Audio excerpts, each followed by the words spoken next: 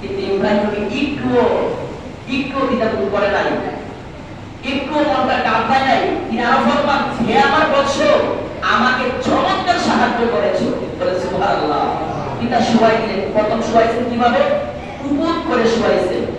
তো উপর করে শুয়াইছেন ইব্রাহিম নবী ইচ্ছা মতে তার অস্ত্র দ্বারা গলার মধ্যে পৌঁছাইছেন। কিন্তু আল্লাহ তো ইসমাইলের কুরবানি চান না। আল্লাহ কি ইসমাইলের কুরবানি চাইছে না? আল্লাহ কি কুরবানি চাইছেন? এই অন্তরের কুরবানি চাইছেন, বলিদের কুরবানি চাইছেন, নিয়তের কুরবানি চাইছেন।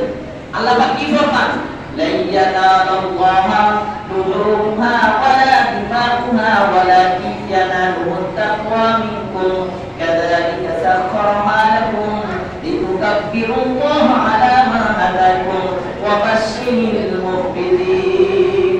আল্লাহ তাআলা ফরমান, লা ইয়ানাল্লাহা লুহুমহা ওয়ালা দিমাউহা, এই তোমাদের কুরবানির রক্ত, গোশত, হাড়, হাড্ডি, ফুস ইত্যাদি ইত্যাদি, এইগুলি আমি আল্লাহর কাছে পৌঁছে না।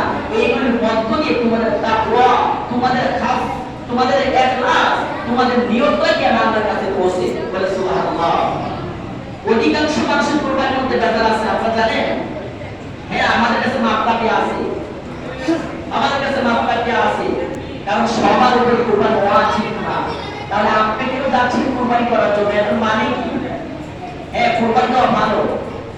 যারা নেশা পরিমাণ সম্পদের মালিক হয় নাই, ঋণ করে কুরবানি দিচ্ছে, অথবা যে কোনো পর্যায়ে কুরবানি দিচ্ছে, সে নেশা পরিমাণ সম্পদের মালিক না, তার উপরে কুরবানি ওয়াজিব না।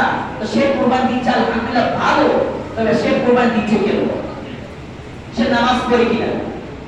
আচ্ছা না, আল্লাহ করে ফরমান, ফাসাল্লি লিরাব্বিকা ওয়ানহার, আগে নামাজ পড়েন, পরে কুরবানি করেন। কুরবানি করা ওয়াজিব। একটা মাপকাঠি বলি দেখবেন, ধরা পড়ে যে অনেক মানুষ কুরবানি করা ফরজ না ওয়াজিব? বলছেন ওয়াজিব। জুম্মার নামাজ পড়া, পাঁচ ওয়াক্ত নামাজ পড়া